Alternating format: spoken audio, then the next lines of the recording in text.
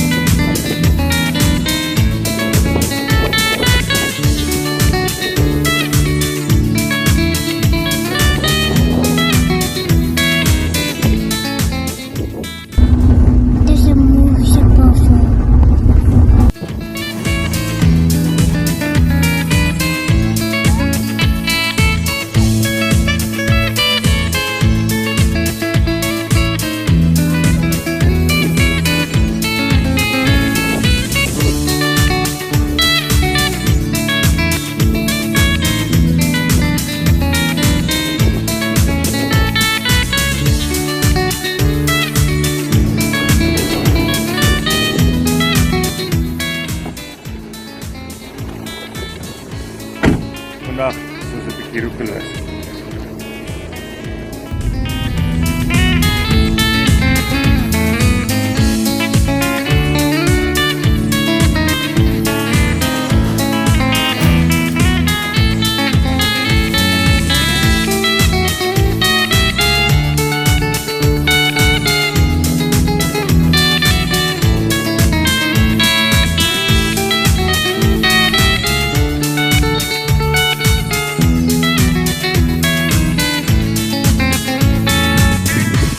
Dis roekeloos om vir 'n naweek weg te gaan met 'n buffel en 'n trailer.